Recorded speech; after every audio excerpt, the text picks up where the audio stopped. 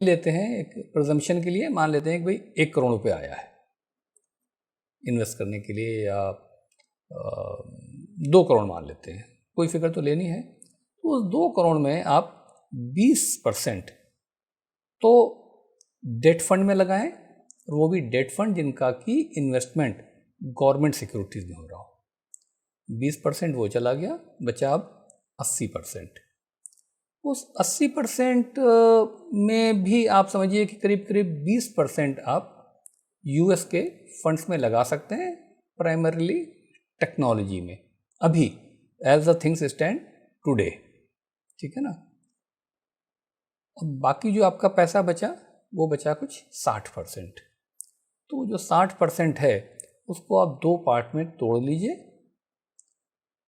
आधे को, 60 का आधा हो गया 30 को तो आप कुछ 3-4 अच्छी म्यूचुअल फंड की स्कीम्स में डाल दीजिए, और दूसरा जो 30 बचा वो आप इंडेक्स फंड में डालिए। अब उसको भी एलैबोरेट कर देता हूँ कि जो इंडेक्स फंड में डालिए, वो 30 रुपये जिसको हम कह रहे हैं 30%, उसमें से 10% आप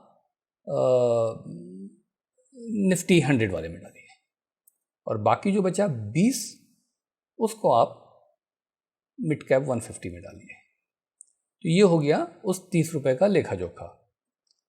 बाकी जो बचा 30 जो एक्टिवली है, उसमें उन स्कीम्स को चूज कीजिए जो कम से कम निफ्टी 500 और निफ्टी 250 को बीट कर रही हों, एटलीस्ट 2 साल, पिछले 3 साल हो तो बेटर रहेगा।